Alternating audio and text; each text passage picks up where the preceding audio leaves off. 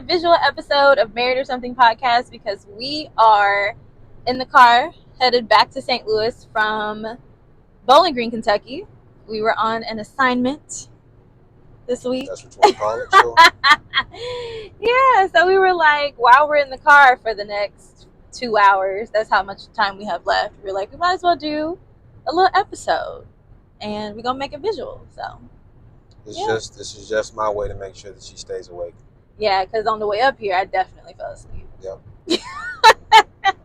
All right, so picking up where we left off in last episode, we're talking about the things that change you in a marriage, and the first two things were circumstances and physical changes, and the next two, or we'll see just where we get to within our time frame or whatever, but the next thing that changes you in a marriage is your motivations, and motivations are defined as like things that you're like really excited about, but then it just kind of like dies out, and just how that changes like the dynamic of like your relationship.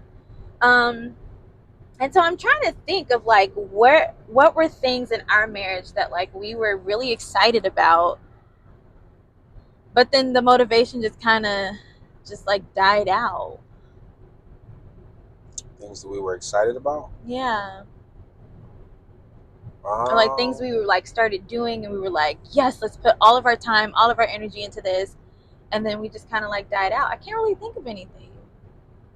I mean, yes and no. It's always for a reason. It's not like if everything's the same, like something just died out. Like when we got busier, date nights went down. Yeah. We used to do date night all the time. Now no more date nights. Kid nights mostly. But it's not because like our enthusiasm for it went down. It's just because life happened. So Yeah. Usually, if no outside change happens, we're pretty consistent. Mm-hmm. But if something changes, like factors, then that's when we readjust. Right. So. Yeah. But I guess I can see how like motivations could affect a marriage. Like, let's say, you know, I really wanted to become the best sword fighter ever, and I was like, I gotta do this, babe. Like, let's spend all the money on classes and equipment and everything. And it's like, I'm really passionate about it. We spent all this money on it. And then I'm just like, well, you know, actually, I don't think I'm really going to do this anymore. Like, I could see how that would be like a real riff. That I could see that. That just ain't us. Right, it's not us. Because I would never pick up a sword. Absolutely not. But I'm just saying, for maybe other couples out there. Like, but even like, let's say it was anything. Like, because you used to do piano lessons and voice lessons. I did. And those are things that you like and you're passionate about. It's nothing that, it's not about like you just stop, okay, I'm done, I don't want to do it no more. It's just that when life happened, right, you stop doing it and you do something else. Right. But it's not like that interest went away or we lost motivation or enthusiasm for it. It's just life happened. So you stop doing it. Right. So that's who we've been. Now, other people can probably speak to that more than we can as far as losing motivation for something. Mm-hmm. But, you know, same bat time, same bat channel for us. The next thing that is on the list is personality. Hold on, did you introduce yourself? Did I introduce myself? Yes. Oh, I didn't think I needed to. Oh, sorry. Hi, I'm Sariah. I'm Lee. And we're the Scotts. Again. Yep. All right, continue on with our list. So, personality. He talked about introverts versus extroverts, and how your spouse's personality has changed you, if any. Definitely. Now, we're both introverts. Definitely. With extroverted tendencies when we have to be. Like, people think I'm an extrovert because I do the social media, I'm a worship leader, like, but I'm really not. Like, I'm extroverted when I need to be, but if I don't need to be, I'm not. Like, I'd rather be quiet. And so we're the same in that aspect. But I would say, though, that marrying you did bring me out of my shell, just because of, I feel like, the role that I play as your wife, as like a minister's wife, as a pastor's wife. Like, part of my role is this extroverted person. Like, I used to call it like the Michelle Obama effect, where it was just like, as the, okay, she's the first lady of the country, right? And so she had to be welcoming and inviting and smiling all the time and all this other kind of stuff. And so I felt like when I married you, like, that's what I needed to do. That's what I had to do. And like, and I really do enjoy that. I enjoy connecting with people. I enjoy talking with people. But I knew that I was going to have to come out of my shell if I was going to survive as your wife, in the role that I play in your life and in ministry and everything. So Very true. It's interesting that uh, you said Michelle Obama, uh-huh. and talking about the Michelle Obama effect rather than the Melania Trump effect. Like, I think that's interesting. It's interesting Look, how she you didn't said even come that. to my mind. It's like it was like the first lady, not even Jill Biden. Like, not even Jill Biden. You said the Michelle Obama. Like, Yeah, that's because, interesting to well, me. because when we first got married, or when we first started dating, the Obamas were still in office. Yeah. And so I remember, so for those that don't know, Lee is the bishop's son. So I'm marrying into a first family of the church. And although I've been in ministry my entire life, and although my grandfather was a pastor, marrying you and dating you, I got to see like a whole other side of ministry and what it was like to be the first family, right? And so I was not, I guess I just wasn't mentally prepared for how much of like smiling and kissing babies and shaking hands and hugging people that I was really gonna have to do. And I knew that, like I said, in order for me to survive in this role and to be your wife and to be a part of the family, I knew I was gonna have to come out of my shell. Because who wants the pastor's daughter who is nasty and rude and whatever? And it's not that I'm ever nasty or rude. It's just that I'm quiet. It's just that I'm really not the person that's gonna walk up to you and be like, "Hi, what's your name? My name is," like, that's never been me. But when you are quiet and you are reserved, people tend to go to, "Oh, she rude, she stuck up, she this, she that," and it's like, no, ma'am, it's not that. It's just I literally don't know how to approach you. I get social anxiety. Okay, I just want to be quiet. I don't want to talk. I don't have anything to say. If we're gonna be honest, like, I don't like small talk. Sometimes your silence can be weaponized. Right. Right. So, like, as a matter of survival, you have to come out of your shell in order to take that away from other people. Yeah. Like, I will define our interactions instead of your imagination. Yeah. So what you're saying is spot on. So yeah, and don't get me wrong, like, I love hugging people. I really do. I love talking with people, like sitting around after church and talking to people. I absolutely love that. So don't stop doing that, saints, okay? But just know that as an introvert, when I leave the church and when I go home, I don't talk. Or if I talk, it's very, very minimal, because I've literally reached my word limit for the day by the time I leave church or I leave any social events. Like, I've reached my word limit and I'm quiet. I don't have anything else to say. So keep hugging, keep talking, because I do enjoy it. it just depletes my social battery a lot. Yep. So, you got anything to add to that? No, I think you summed it up quite nicely. I'm the same way. I don't talk much at home. Mm-hmm. Again, because I'm talking more than I want to at work. So Right. I would rather come home and try to replenish my word count rather than,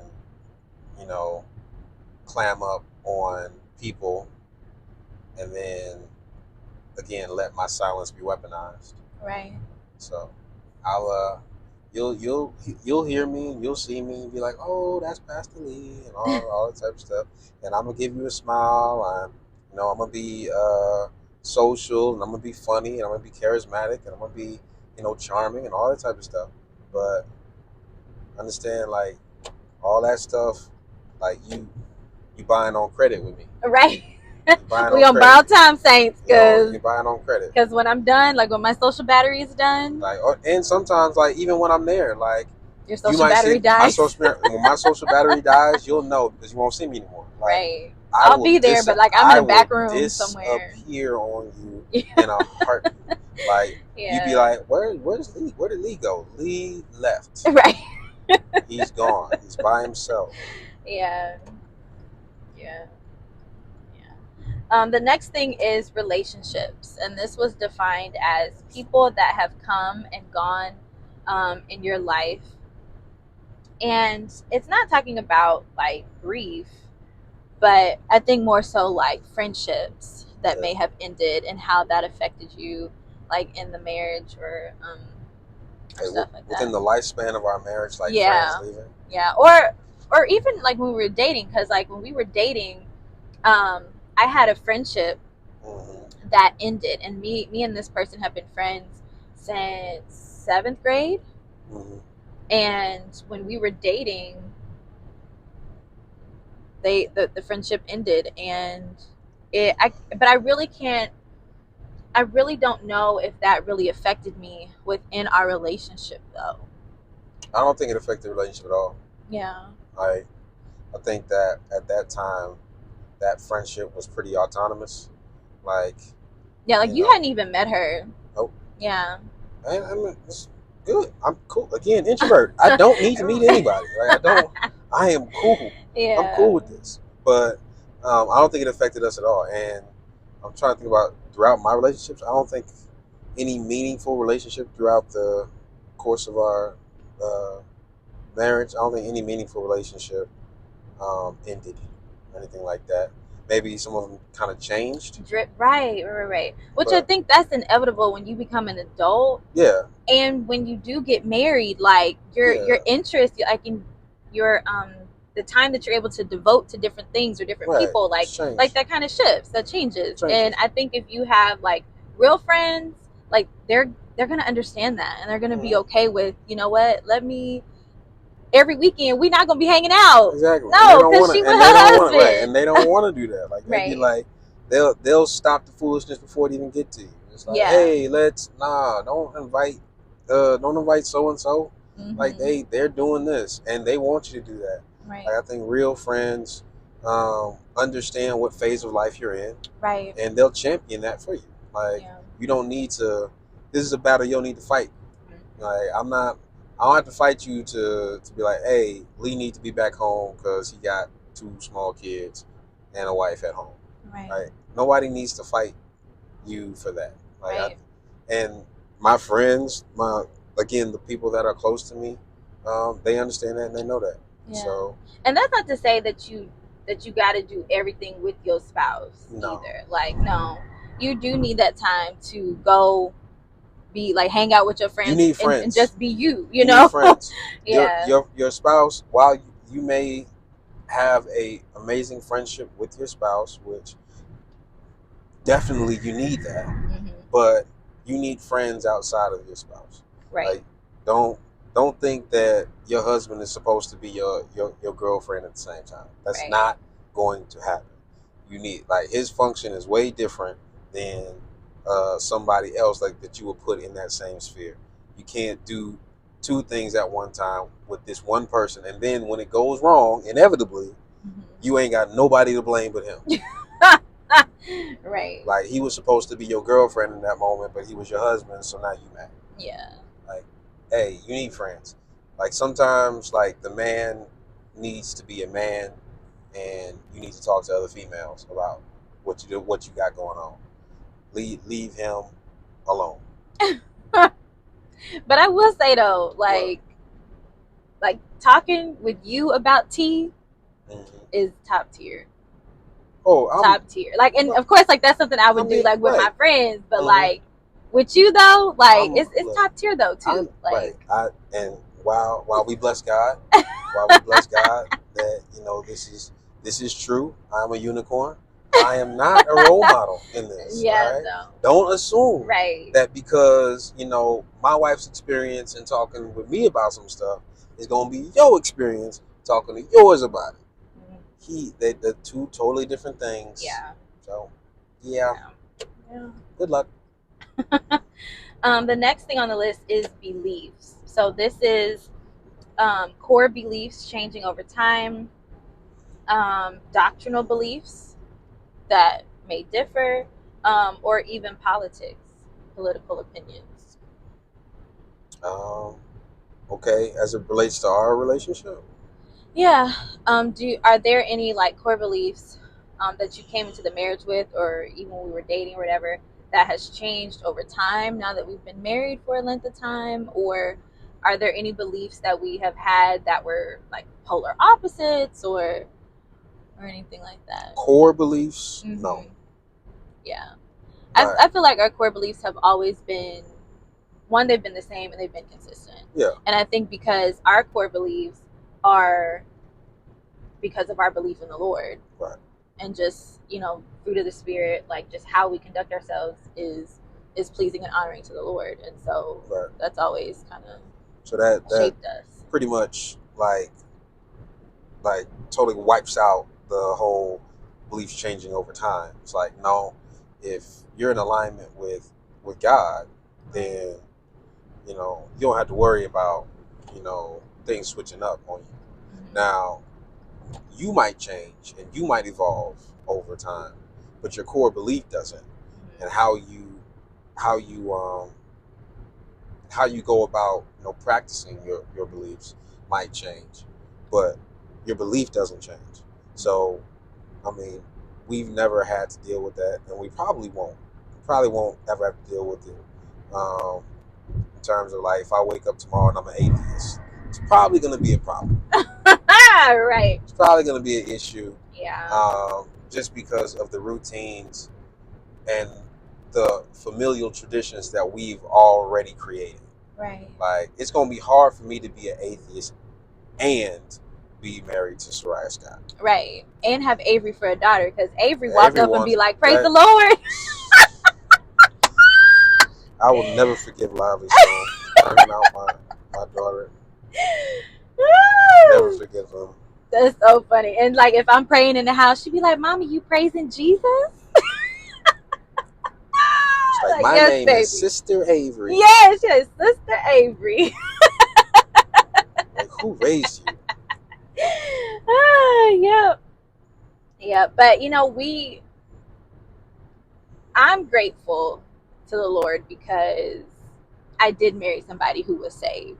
Now, if you wasn't saved, or if I wasn't saved or whatever, like that would be a whole other thing. Like when it comes to beliefs, It wouldn't work. and it's just like, but personally, it wouldn't work. I personally couldn't do it. It wouldn't work. Like I knew that no, I had to be married to somebody that was going to be saved, because I just It wouldn't work.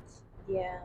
Like, forget making it hard. It's impossible. It Just wouldn't because, work. right, and just because I knew that my purpose in life, part of my purpose in life, or part of what I was called to do, was work in the ministry. And I had growing up, and I think just at any amount of time in the Black church, if you spend any time in the Black church, you see a lot where it's like the women will come, but the husbands be at home. Yeah. And you don't even, like, it'd be like, wait, you married? I ain't met your husband. I didn't even know you was married. What you mean? Yeah, we've been married for 30 years. I done known you for 35, and I ain't never seen you. I ain't never seen this married. man. Like that is still like baffling to me. And but I mean, everybody's story is everybody's story. I extend grace. I'm not trying to judge or anything like that. It just I just know that for me and my life and who the Lord called me to be and created me to be, and I just knew that life just wasn't for me. Mm-hmm. Yeah, I knew it. And I knew that I didn't want to raise my kids in an environment where it was like they was confused on like, was we going to church? Is we not going to church? Is mommy? Like Yeah. it just raises too many questions and too many. It's just too much. Right. It's just Which too much. what way of life should we assimilate to? Is it daddy's way? Is it mommy's way? Instead of it Right. being one way. Right. Like, nah, it's too much, man. Yeah. It's too much information. So beliefs now. Now politics, I don't know. I think We have never opposed on we've never politics. opposed on politics, right? Mm-hmm. And I think politics is not that important to us. Like we Right. not, I don't follow politics like that. yeah, It makes my head hurt. I'm gonna just be honest with you. It we're, makes my head hurt. we are not like, following the primaries and, Yeah. going And out. I feel like I should as an adult. No, it's I just, feel like I should, but it's good to be it makes my informed. head It's good to hurt. be informed. But right now, politics in the United States are like a zero sum game. Like you can do it and you can go in it, and it's like a sink. It's like a vacuum. It sucks. It sucks. It sucks. And like you go in it so far, and then like you look up and be like, how did I get this? How did I get How did I down get here? here? Right? Yeah. Like why? How am I here? So for me, like I did that. I was heavy. I started doing heavy politics. I want to say like 2016 when I was interested in Hillary versus Trump. Yeah. So I started doing all the research. I started, listening to this podcast. I started listening to this journalist and this reporter and this news station, and I was that. So then, like, I probably knew more than some of the political commentators Mm-hmm. on the networks, Mm-hmm. and just listening to what they were saying and like listen. So then Trump wins, right? Yeah. Trump wins, which I think everybody who said something, they were surprised that he actually won. Right. Which, like, with the people that paid attention, nobody was actually surprised because that was the retaliation of Obama having 8 years, right? Mm. They didn't want him to they didn't want him to have one term, and then Congress actually verbally said we're going to make him a one-term president, and then he pissed them off and won 2 terms. So it's like, oh no, we gonna show them now this time. Right. So Trump, no, he rose to power. Right. He's in there, and for the first 100 days of Trump, I still was like heavy into the politics. Mm-hmm. But then, like, I woke up one day, and I'm like, I'm tired. I'm tired of this. I'm tired. I'm truly tired of this. Like, Yeah. being informed, yes, you need to be informed, but it can be overwhelming. it can suck the life out of you. Like, it can suck your soul dry. And like, I didn't think about it like this, but I do think about it now. I think that you have to have a grace for being in that space. Uh-huh. Like, to be in that space, to consume that information, and not let it affect you on a spiritual level. I think that you need a grace for it. I don't have it. Yeah. I don't have that grace. I think that it affects me. It affects me more than it should, and that's healthy. So, like, after the first 100 days, I was just like, all right, I'm done. Yeah. I'm not. I never followed it. Yeah, I was heavy. I was listening to the political podcasts. I flipped from CNN, MSNBC, Fox News, all of them. I listened to everything, watched all of them, and then I got the startling realization that most of these people don't know what they're talking about. They don't know what they're talking about anyway. They don't know what they're talking about anyway. Like that, you listen to hear yourself talk. Like, I don't understand why y'all can get up on network television and just be so wrong so often. Yeah, just say whatever you want to say. Say whatever you want to say with no accountability. Like, you can be wrong today and still on TV tomorrow. I don't understand. Like, if somebody was wrong yesterday, and then we find out that they was wrong, and you still let them on your television, I don't blame them. I blame you. You did that. Yeah. So yeah, it's a lot. But begs the question. No, politically, we've never opposed politically. We've never, and that just goes down to beliefs, like beliefs as people. Right. Like we believe certain things are right. We believe certain things are not right. Right. And whatever that means politically, that means politically. Yeah. And I just thought about something too. Like that's like what it means when it talks about like equally yoked. Yeah. Too. Mm-hmm. Unequally yoked, people have tried to just simplify it to, oh, I'm Baptist, he Kojic or whatever. And it's just like, no, it goes deeper Right. to your core beliefs, how you were raised, all that kind of stuff. Like it, yeah. Yep. Being equally yoked. So okay, the next one on the list is responses. So this one he said was like, you wanted this response at one time, but now this time you don't. And he told this story about how his wife, like they got into it, and one time she was like, I just want you to listen to me. And so then the next time they get into a similar situation, he just listens, and she's like, I want you to talk to me. And he was like, I don't know what you want from me, ma'am. Every man has been there. Every man has been there. Yeah, so responses. I'm sure that I have done that to you. Yes. I can't remember a specific time, but I'm sure that I have. Oh yes.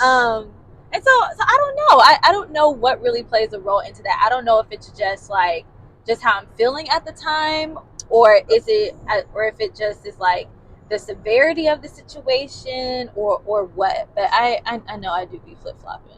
Right, but I think that it comes from an acknowledgement of a change, right? So there was a time earlier where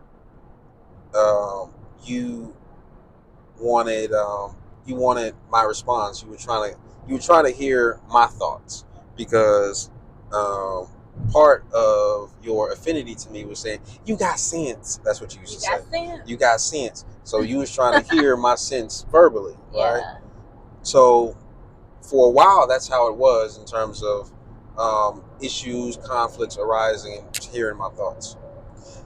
Probably around 1 to 2 years in, it stopped being about hearing my sense because you knew what I was going to say, but you just wanted to vent.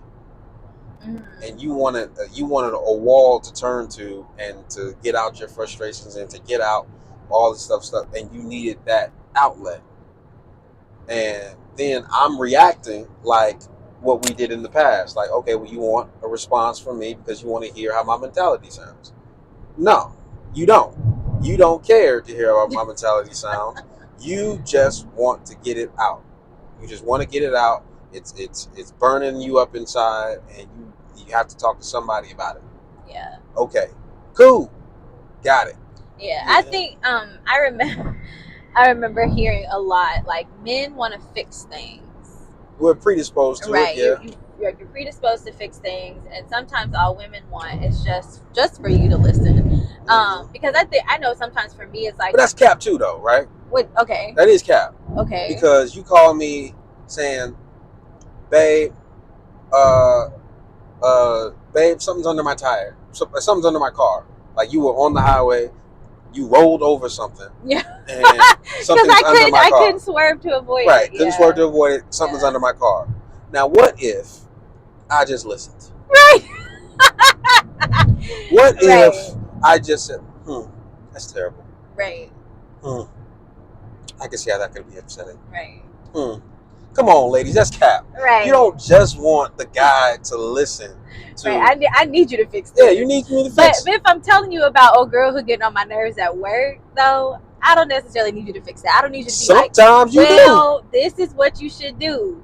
I didn't ask you what I should do. I just want to tell you how this girl getting on my nerves at this here job. But sometimes you do, though. Like, sometimes you talk about, okay, this happening at work, this happening at work, this happening at work. And as men, because they're predisposed to fixing things, right? Mm-hmm. Like, which means it's even more upsetting if the same problem keeps coming up. Right. So you can't keep talking to me about old girl from the job, old girl from the job, old girl from the job. So what are you going to do about it? But you don't do nothing different. You just keep. Right. So why is my piece vexed?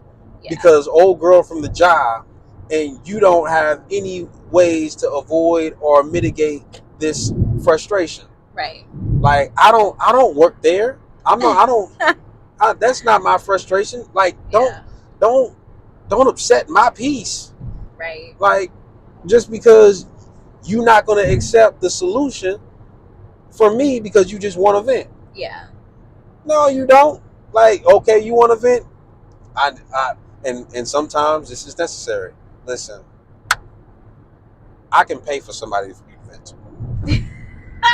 Right. I can pay for that.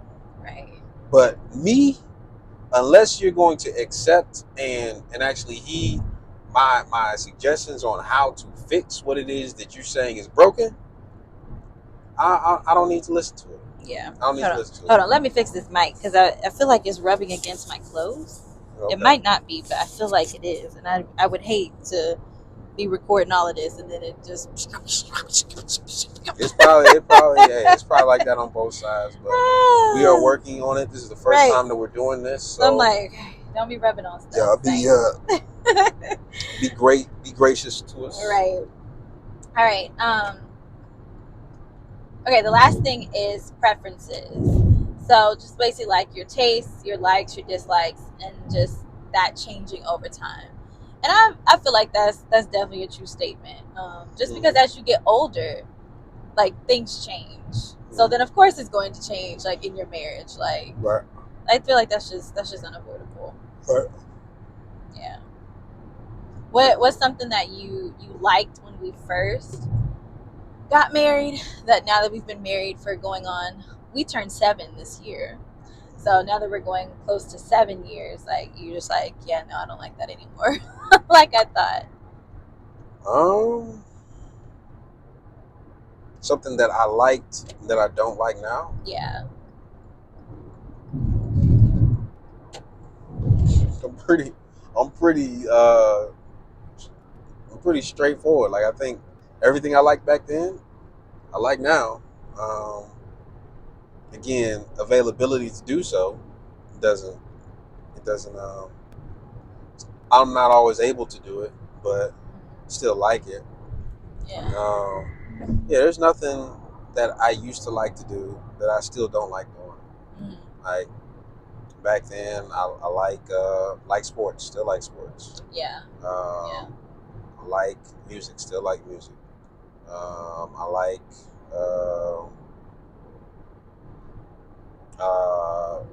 I don't know. You know my interest too. Like, I like food, of course. Yeah.